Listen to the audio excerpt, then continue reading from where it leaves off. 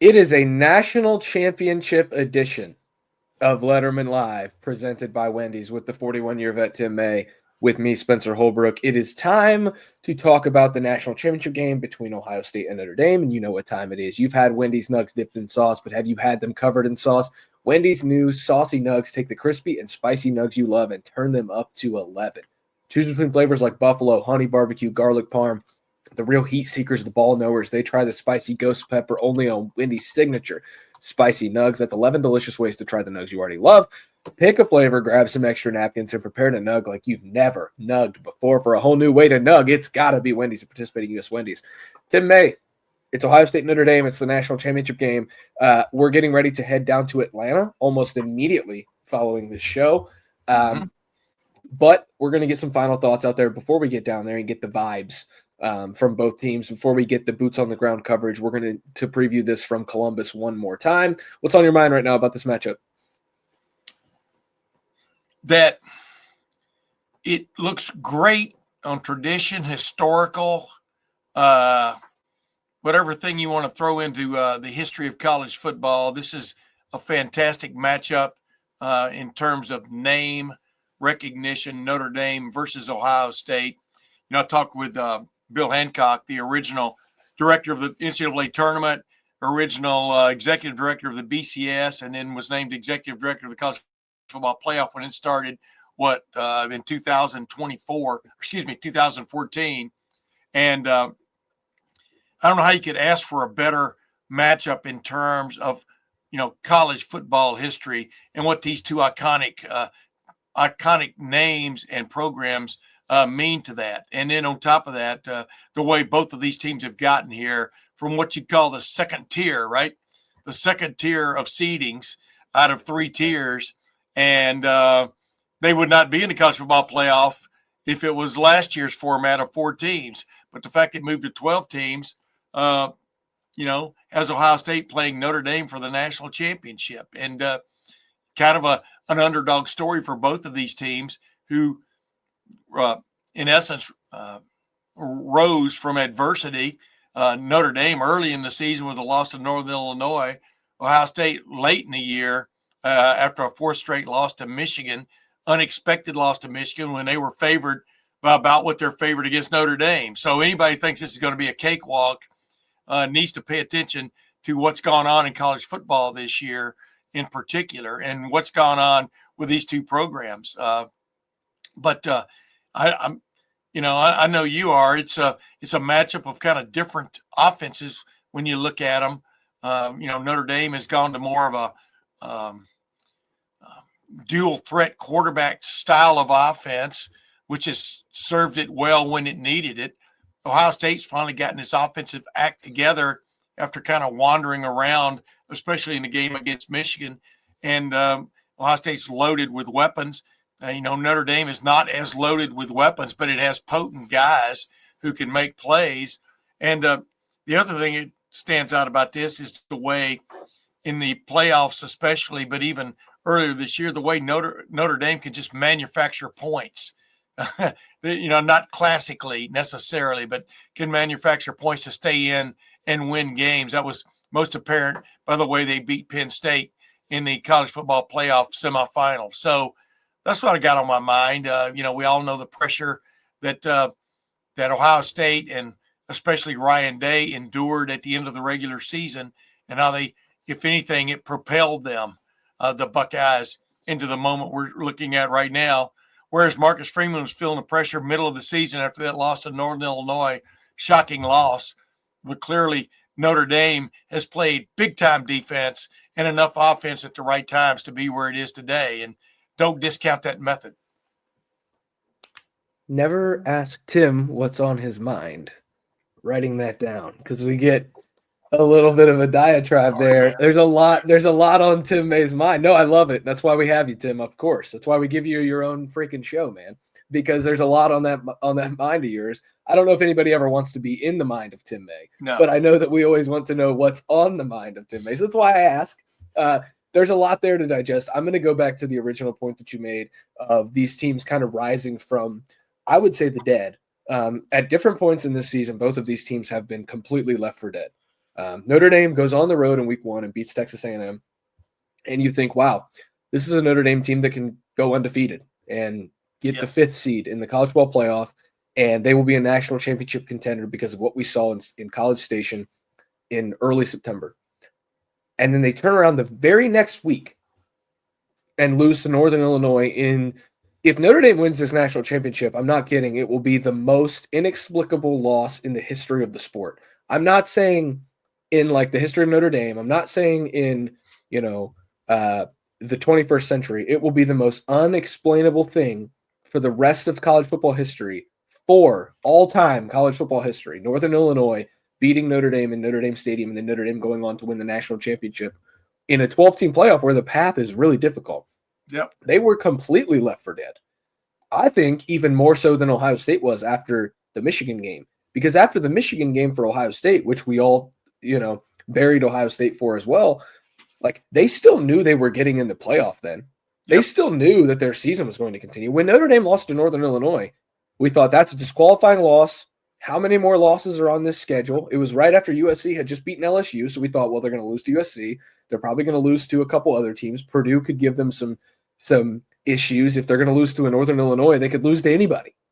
You know what I mean? Like that's Sure. what this was. Like, I think that the Northern Illinois loss for Notre Dame was even more of a throwing dirt on the grave than the Ohio State-Michigan game was. And that's crazy to me. But both of these teams, again, their fan bases have had the dirt not only on the shovel, but in the shovel, waiting to bury these teams. And all of a sudden, now these two teams are meeting. One of them is going to win a national championship with a loss that is still going to piss off the fan base for the rest of their lives, even though it will come with a national championship. And I think that's what's on my mind here is like nothing personifies college football better than the 2 seasons that we've seen from these two teams. Because as much as your fans can hate you and say whatever they want, I mean, there's still room to celebrate things when they happen. And this national championship might even be sweeter considering the lows that these teams endured, whichever one comes out on top. Yeah, I'm gonna write about this sometime over the weekend. Is it the greatest thing about this matchup, Notre Dame versus Ohio State, and whence they came, through the what I call the second tier,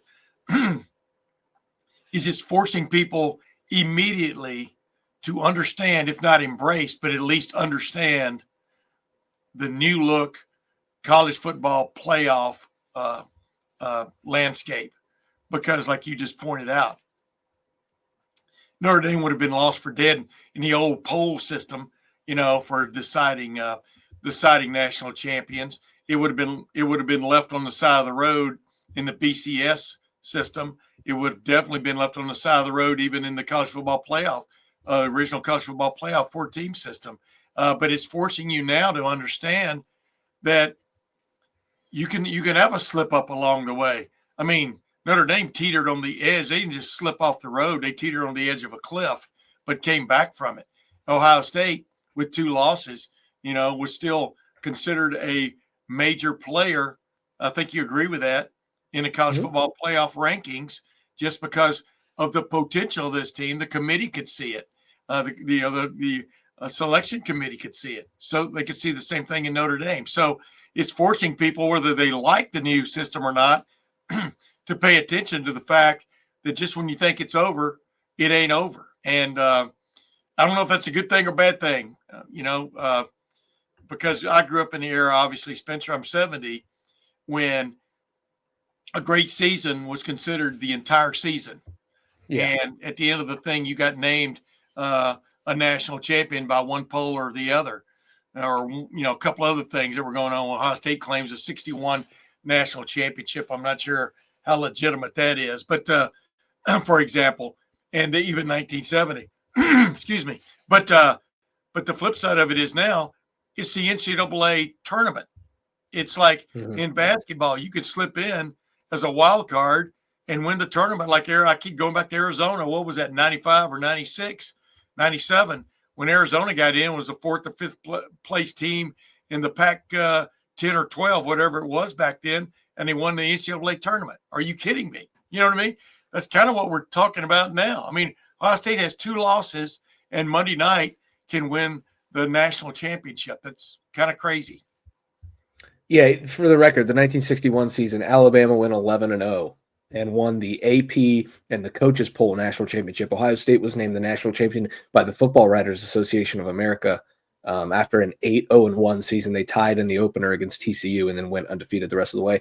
My dad took me and my older brother Ben to all their home games in Tuscaloosa that year in 1961. Well, there you go.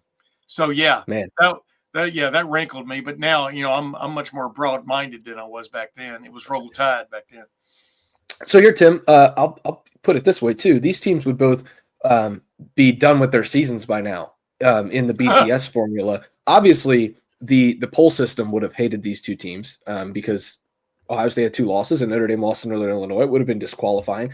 The BCS would have put Oregon, who Ohio State beat by 20, and Georgia in the national championship game. Georgia, of course, lost by double digits to Notre Dame. So 2 teams that lost in the postseason by double digits would have played in the BCS national championship game. Based on the old Pac-12 Big Ten tie-ins with the Rose Bowl, Ohio State would have went to the Rose Bowl over Penn State and would have played Arizona State, who is number 10 in the simulated BCS. I'm looking at what the BCS would have actually been on bcsknowhow.com. Notre Dame would have likely drawn Texas from the Big 12 in a Fiesta Bowl matchup, which I think would have been a good matchup, but everybody would have opted out. Nobody would have cared.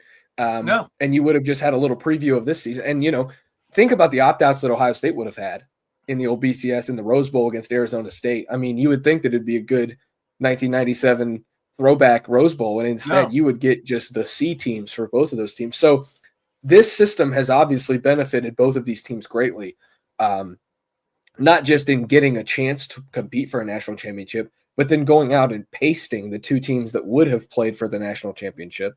It has benefited college football greatly is the correct. main point. Correct. Yeah. I mean, like you said, the main thing you touched on right there was how many opt-outs there would have been in all the major bowl games in this era if in fact it was still the BCS model of just 2 teams. And, Georgia, as we know, was a fraud in terms of being an elite team this year. The Southeastern Conference was a fraud in terms of being the elite conference this year. If we'd left it up to those guys driving the bus, just think what ditch we'd be sitting in right now, right? I'm talking about the people pushing for more and more SEC teams in the tournament this year. I really think if 5 would have gotten in, there wouldn't be any SEC teams playing for the national championship this year, for example, based on what I've seen. But you're right. I mean, this is the new era, and the new era. If you get your act together one way or the other, you happen to make the tournament, you got a shot. I completely agree. And you know what? Ohio State didn't get its act together at the end of the regular season. It got its act together in the 3 weeks between then, and then put it all together against Tennessee, and then again against Oregon, and again against Texas. Notre Dame got its act together throughout the regular season, then took some momentum into the Indiana game, then beat a backup quarterback from Georgia. And you know what? That's out of Notre Dame's control. You beat who's in front of you.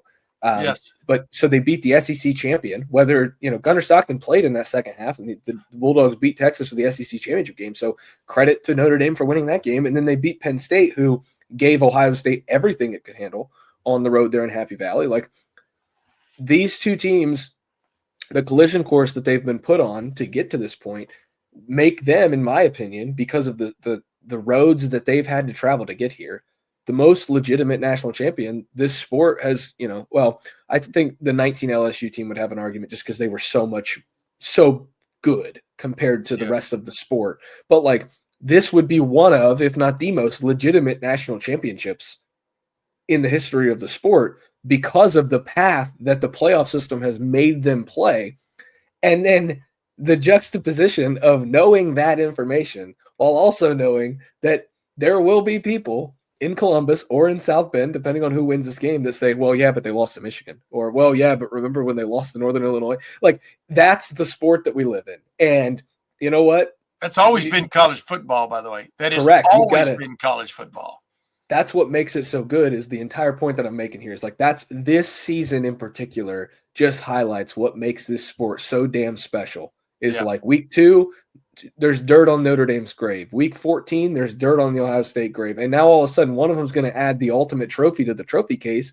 And it's going to have like some sort of like mental block for these fans to try to get over that one loss that's going to just drive them nuts for the rest of their lives, while also celebrating and buying all the t-shirts that tell them they're the national champion.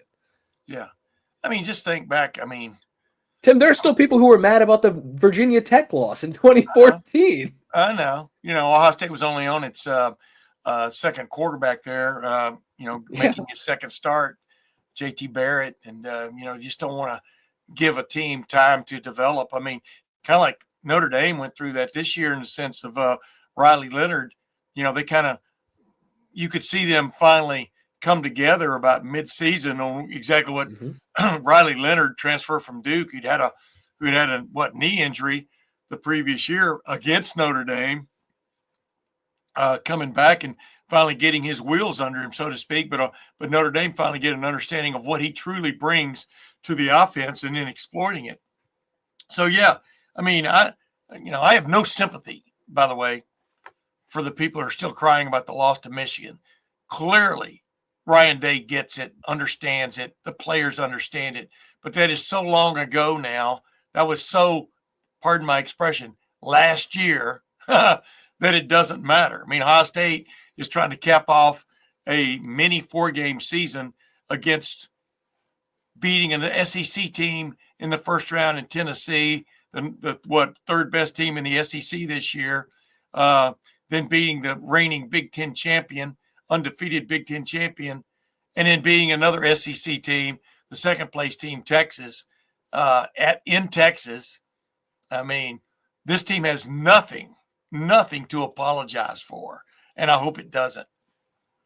Yeah, I mean, I think down the road, they'll all still be kicking themselves over November 30th. Yeah, but And not hard. even if they lose this game, and I think Notre Dame, win or lose, will still kick themselves over the embarrassment, because both of these, and it's not just that these were bad losses, they were embarrassing losses for both these programs.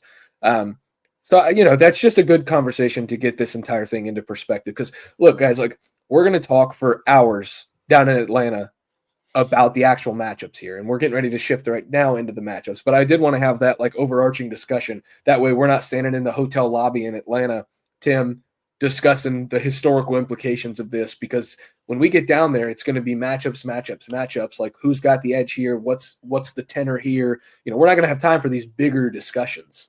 So that's why, the next question I got for you is, and I want to talk about this, like, your perspective is so good on this because you saw what a national championship early in his career did for Jim Tressel with this Ohio State fan base. I wasn't around for that. Obviously, I was alive. I remember the national championship team from 2002 pretty well.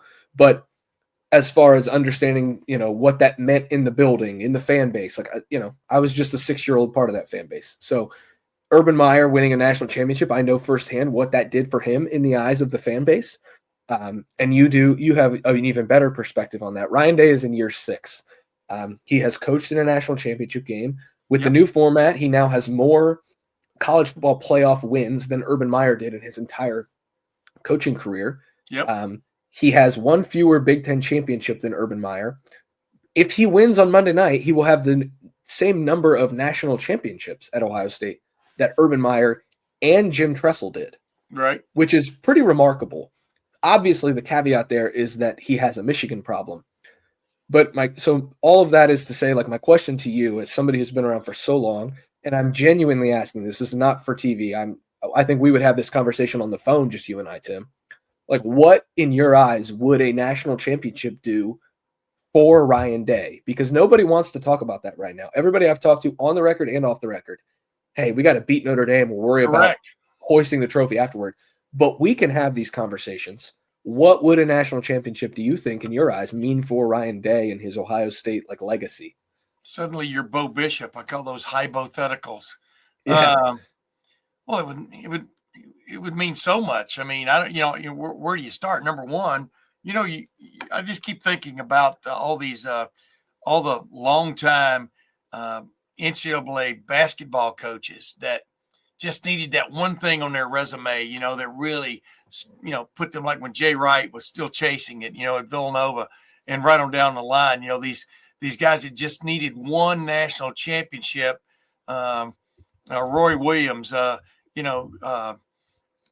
I could name like 10 if I could think of them. You know what I mean? Well, Roy is the one. Roy is the one that comes to my mind, Tim, because Yeah. if you look at Roy's, this isn't college basketball, but you look at Roy's resume when he was at Kansas. He's a runner-up one year. He's in the Elite Eight one year. He's in the Final Four, and then he's a runner-up again. And it's like, man, he's got to break through, or else. Right. But now he's considered gonna, in history. He's considered one of the best to ever do it.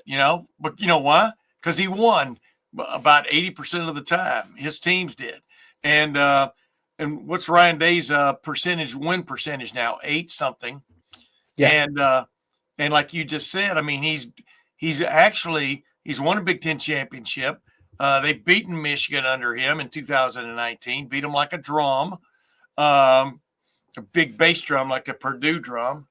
But the bottom line is, to really be elevated to that status of where everybody goes, oh my goodness, yeah, he's won a lot, but man, look at this. Now he has a national championship. We all know what that means. I mean, it's huge because it's so difficult. I know Nick Saban, quote, made it look easy, end quote, but it's so difficult to win national championships in any major college sport. Correct. And then the path he took to it is going to be legendary. The path he took to it, dude, it was 5 weeks ago when there were so many people not just calling for him to be fired, but naming names of people who should be hired in his place, and a lot of those were far-fetched. Anybody but Ryan. Are you kidding me? Yeah. You have no clue what it takes to run a program at this level. You don't hire a guy just to beat one team. I'm sorry, you don't do that anymore. And people can say, well, Ohio State's always done that. No, they haven't. Yeah. Woody Hayes beat Michigan a lot more times than he lost to him. He got fired. Earl Bruce beat him more than he lost to him. He got fired. John Cooper went 2-10-1. He didn't get fired. He didn't get relieved of duty because of the Michigan game. Urban Meyer sort of got Jim Tressel suffered one loss to Michigan. But he was asked to resign or, join, whatever you want to call it, because of other things. It had nothing to do with the Michigan game. Same thing with Urban Meyer. I mean, that Urban Meyer had a horrible off the field season in 2018. We all know what he went through there, and he just decided to step away. The climate had changed at Ohio State for him. And by the way, congratulations to Urban Meyer being voted into the College Football Hall of Fame along with Nick Saban a couple of days ago. Wow, what an achievement. Guy won 3 national championships, 2 at Florida, 1 at Ohio State. My point is you can't run a business like that 4 straight losses to your rival get you run out if, in fact, you've done all these other things, including, which is totally forgotten, and nobody cares about it anymore, the academic standing of this particular football team is beyond reproach, is better than any Ohio State football team in history since they've been keeping these kind of records. I mean, his recruiting is off the chart. And hopefully, for his sake, he gets this win that cements him for a while. Now, say that Gene Chizik got fired at Auburn, a year and a half, 2 years after he won a national championship. So you never know what's going to happen down the future, but it does cement Ryan Day in my mind. I've told Ryan about what I think of him as a head coach. He is a gentleman to us. He is passionate for the game. He gets guys to play at a very elite level. He and Mickey Marotti and that staff have a way of elevating these teams, with the exception of one game a year. And even then, they were elevated. Just didn't make the plays they needed to make the last couple of years against Michigan. And it comes down to like making a play or not. But he touches all the buttons when it comes to be a modern, elite, major college head football coach. But other than that, I have no opinion. Yeah, I know you've got an opinion there. The thing that I go to is he has an 873 winning percentage. He has 2 Big Ten championships. And I know that they feel like forever ago because they were forever ago. We'll be honest. Like, he needs to win the Big Ten more times than he is. Yeah. Urban Meyer only won, I think, 3 Big Ten championships. So it wasn't like Urban was just racking them up. They're hard to do too. Yeah. Especially in the new Big Ten. Even Dan Lanning made it look easy this year, but like it wasn't easy at all. Like, he had a dogfight against Penn State. He had, obviously had the 1-point win against Ohio State. So Ryan Day has won 2 Big Ten championships. Again, he needs to beat Michigan. He absolutely does for this fan base, not and his legacy, but more for the fan base to know that he can do it. But he can't do it tomorrow. Again, correct. He can't do it tomorrow. But what he can do this weekend is join Woody Hayes, Urban Meyer, Jim Tressel, Paul Brown as the coaches, and Paul Brown as the coaches since, Woody Hayes, I said, because since integration, to win a national championship at Ohio State. And Paul Brown, they had African. Yeah. Okay. Yeah. I guess I was thinking about the full sport. That's another podcast. Yeah, for sure. But I'm thinking about the full sport integrating, like, Woody and Tressel and Urban are like the gold standard of Ohio State football. They're the 3 that have the national championships. John Cooper doesn't have one. Earl Bruce doesn't have one. Like, not only does Ryan go into like a category of those guys if he wins on Monday night, but you're probably looking at a guy who ultimately, and again, Urban Meyer is just going in, Nick Saban is going in, ultimately with that level of winning, and if he can add a national championship, is probably going into the College Football Hall of Fame eventually, 5 weeks after everybody wanted him fired.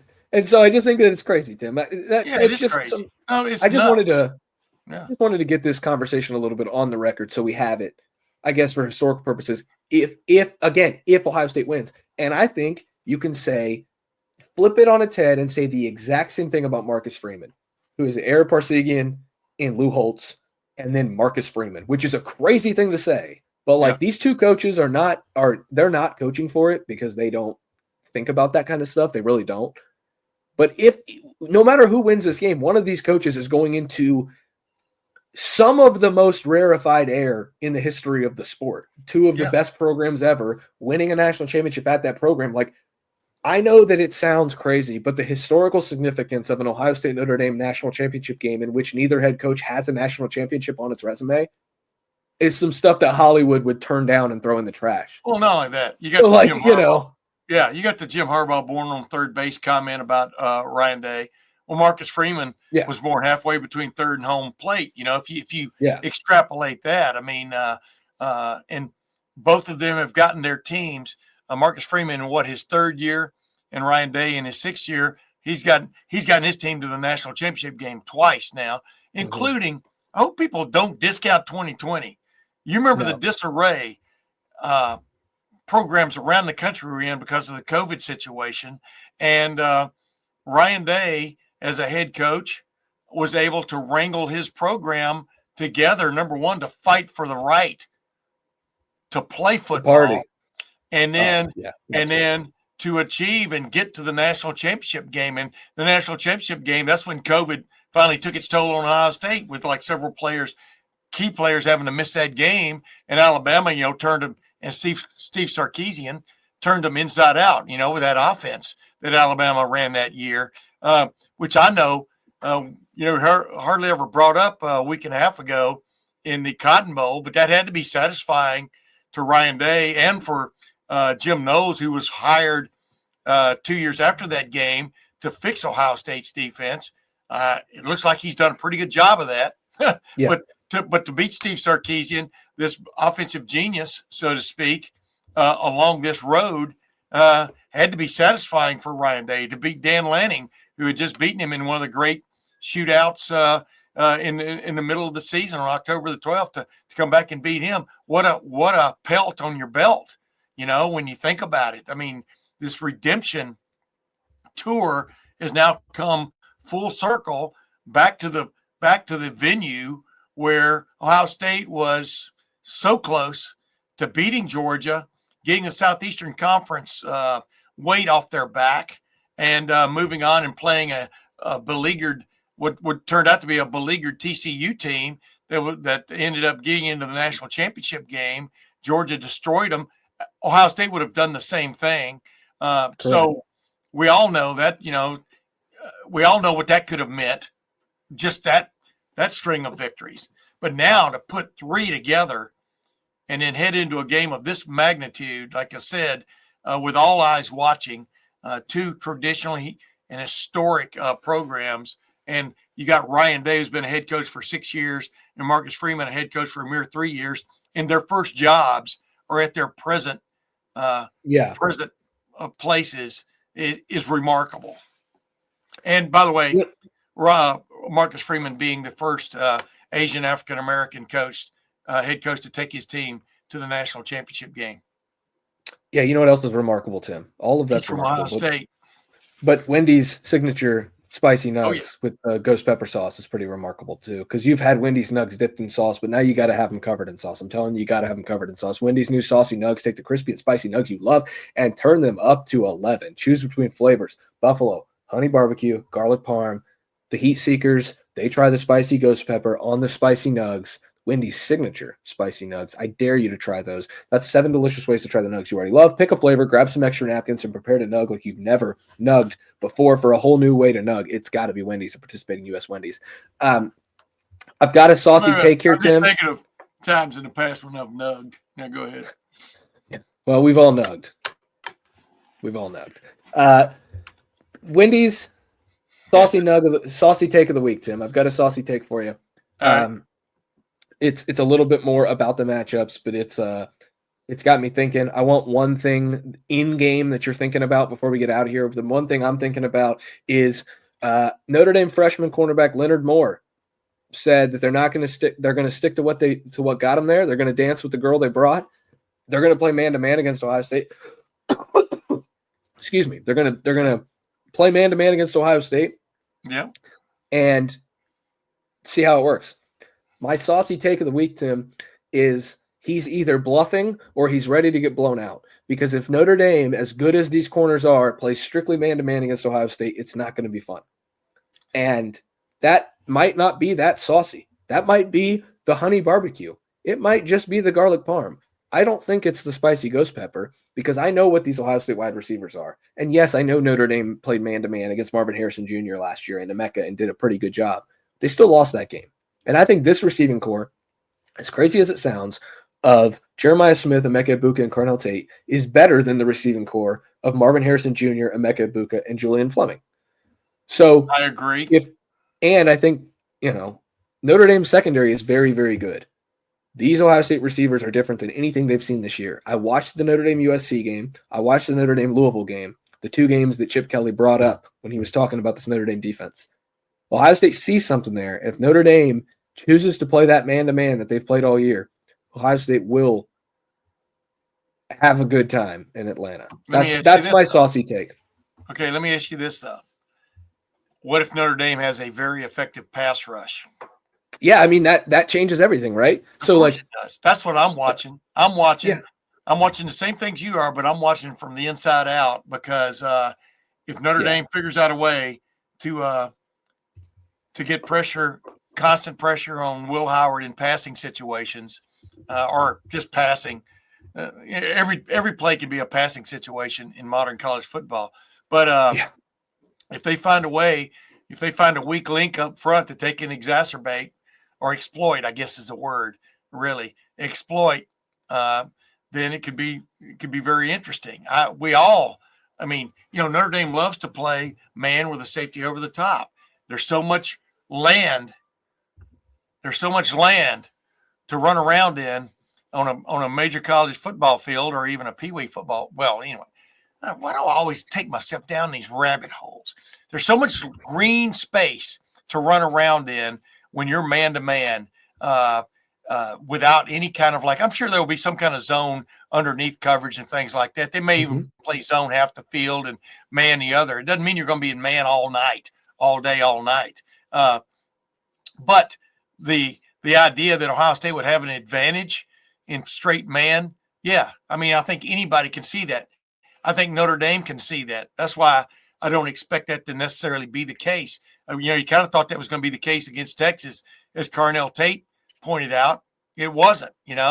Texas was talking a good game, and then he got into it, and they played what I've been referring to as that lean-to defense, LEANTWO, lean-to defense toward Jeremiah Smith, leaning two guys toward him and a guy covering him on every play. And like you and I talked about as the game developed, we could see there were opportunities for Ohio State still to throw the ball to him, but they didn't take advantage of that, in my opinion. I think they might be a little more bold in that kind of setting Monday night. What's your take on that? I think they will, Tim. And, I thought, we saw Tennessee, Jermod McCoy, a first-team All-SEC cornerback. Tennessee said, we're going to trust our corners on islands, and you're not going to beat us. And Ohio State said, like hell if we're not. And they just threw the ball over the top of Tennessee's defense. We saw Oregon then say, well, we have the best corners in the Big Ten. We can do it. Our corners are better than Tennessee's. Ohio State said, no, they are not. Our receivers are better than everybody. And they threw it over the top. Then Texas saw what Michigan did, even saw to an extent, I think, what Nebraska did, and said, you will have to drive the length of the field if you were going to score on us. And twice Ohio State was able to do it. But other than that, Ohio State really wasn't able to do it very much. And so, that soft zone, keeping everything in front of you, the Michigan plan, the Texas plan, that can work against the Buckeyes because you make them drive, and eventually Will Howard is going to force something, which Texas found out because he threw an interception on the first drive of the second half. Yeah, but he also directed a 7-minute, 45-second drive. Correct. Go ahead, stay ahead touchdown. So no, but what I'm saying is Notre Dame is a very advantageous team. They take advantage when you make a small mistake. And Texas did the same thing. Michigan did the same thing too. They dropped into that zone. They waited on Will Howard to just make one mistake, and then they tried to pounce on it. Michigan was able to pounce on those mistakes. Texas was not. If Notre Dame sits in that man like Tennessee and Oregon did, even if they're better than Tennessee and Oregon, and I think they are in the secondary, Texas has the best secondary that Ohio State's seen all season, in my opinion. They have Michael Taft, who's a great safety. They had Andrew Makuba, who I think is going to be just an insane pro safety. They had the Thorpe Award winner in Jahdae Barron. And they still said, we know we can't man-to-man these guys. We have to play a lot of zone coverage. And it worked to an extent because Ohio State couldn't, two long Ohio State drives, and then two explosives. Yeah. If Notre Dame tries to play this man-to-man, like you think that you have confidence in these corners. Oregon did. Tennessee did. Texas didn't, even though Texas has this insane level of talent in the secondary. Texas knew better. If Notre Dame doesn't know better, even if the pass rush is bad, like Will Howard only needs a couple seconds to get a fade ball out to Jeremiah Smith. Correct. And Jeremiah's going to win that one-on-one. So, yeah, I agree with you, Tim. Like the pass rush is something that I'm watching for. But like Howard Cross isn't 100%. There's no Riley Mills in the teeth of that defense. Their defensive ends are good, but like, do you trust Donovan Jackson and Josh Fryer? You should, because they've been really good in the playoffs so far. So like, I get everything, and maybe I'm just talking in circles at this point, but like, if Leonard Moore is telling the truth and they come out and play a lot of man to start this game, it could be 21-0 before you even see, before you can even blink, because that's what we've seen this Ohio State team do in the playoff against man-to-man defense. Yeah, but I think Ohio State, I've been watching Notre Dame a lot. I think Ohio State's going to have some success running the ball. It may be hit or miss because it often is against this kind of defense. Ohio State's, these games, man, I keep bringing people back to reality. When you got teams of this magnitude, like Ohio State, Texas, that was always going to be an ugly game because they've got great players. I mean, like Jim Knowles reiterated, when people in our press conference the other day, that's a really good team.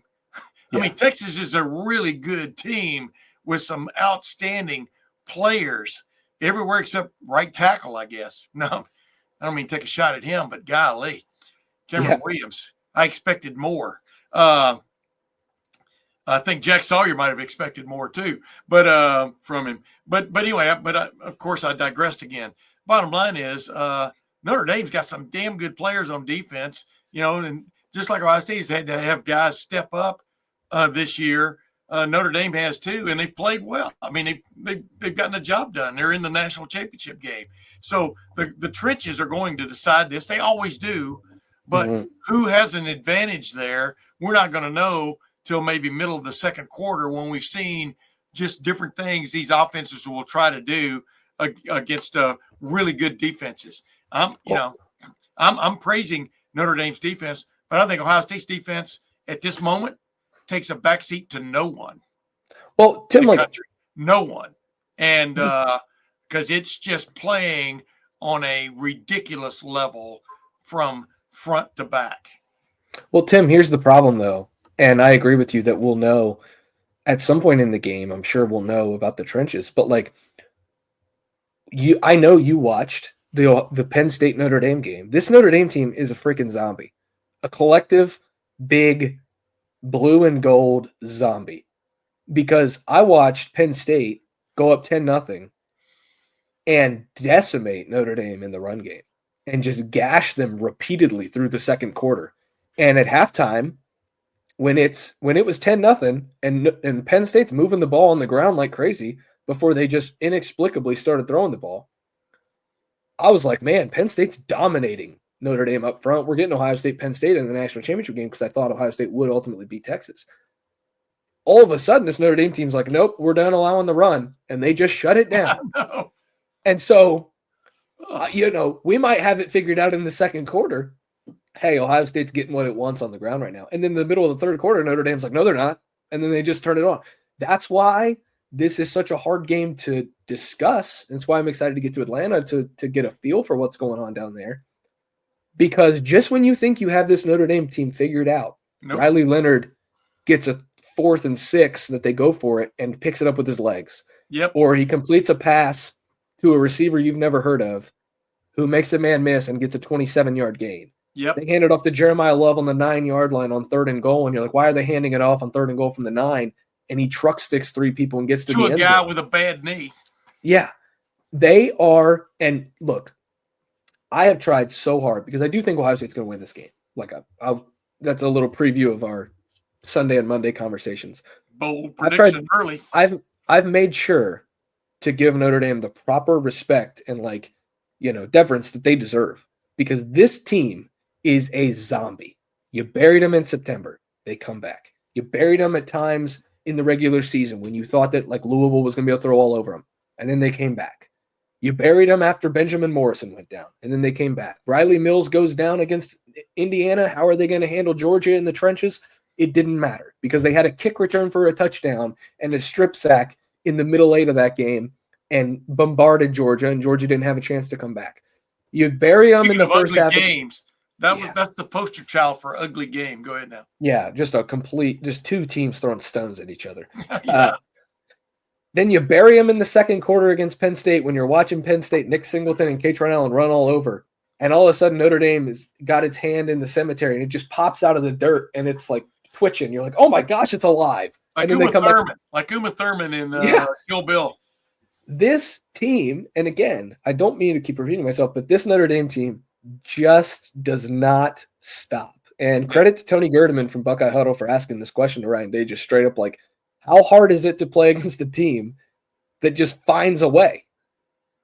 Because that's what they do. And so Ohio State has to be good. Tony and I had just had that conversation before that press opportunity. We were just talking about how, when you look back on that Penn State game, how did Notre Dame win that game? Well, the main way it won that game was it didn't quit. It knew it was ugly. It knew it came in through the back door of the prom and was no one really wanted to dance with it. But then when it got on the dance floor, it finally had the last dance. And that was a bad analogy, but it sounded kind of good as I started it. But the bottom line is, dude, like I've been saying all along, the only thing that matters Monday night is the W, because there's not a poll anymore. It's you've been declared the national champion. And whatever it takes, Notre Dame's going to be sitting there swinging to the very end. And, people look back on that game last year at Notre Dame. Just look what it took for Ohio State to win that game. And I still think Ohio State was the better team. But on that night, Notre Dame just decided to put up a fight in its home stadium and, in essence, go down to the next to last second for Ohio State to pull it off. And even then, it was not over. Like you said, they were still like zombies, trudging down the street. You got to hit them one more time in the head. And that's what it's probably going to take on Monday night. I mean, anybody who thinks just because they play man-to-man, well, man-to-man has gotten them to the national championship game. they figured out a way. It's a boxer who has been knocked down a couple times, and you think that he's down for the count. Jerry Quarry.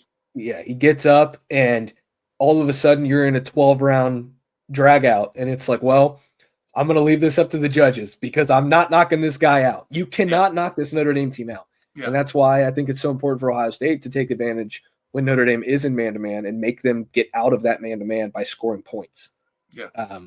All right, Tim, let's get out of here. Closing thoughts. There's no other slate to go over. Usually we do the last 10 minutes of talking about other games. There's no other games. We're not talking about the NFL because it's college football season still. We won't even do a prediction here. Yeah, just a closing thought. No, we're not doing predictions yet, are we? We're saving those for our. No. Yeah. Oh yeah. I mean, I can do one, but I'm not.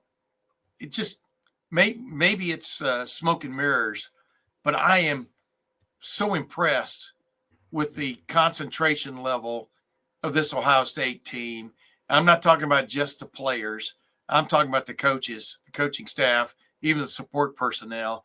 But I mean, Ryan Day, you could tell when he was talking to us yesterday, that's Wednesday, Bologna watch time on Wednesday of this week. Dude, he wants nothing to do with anything that has anything to do with taking his mind and brain and his players' minds and brains off of, which really are in essence the same thing. I understand that, ladies and gentlemen, but taking his players' minds off of the task at hand. And anybody who's, like Las Vegas wants to Las Vegas.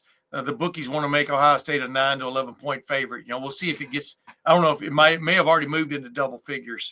But there are big betting factions on both sides of this one. So the sharps, when the sharps start coming in, it'll be interesting to see where their money goes. But Ryan Day is so zeroed in, and you can tell he's demanding that of his players and coaches.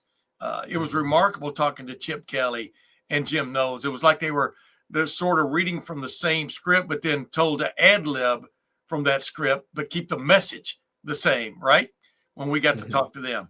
So this week. So Ohio State understand, these players, these coaches understand what's right there in front of them. It's kind of like, as I equate everything to auto racing finally, it's kind of like you're in a battle, you're in a side-to-side battle with this other high-powered car and talented driver in the last 3 laps of the Indianapolis 500.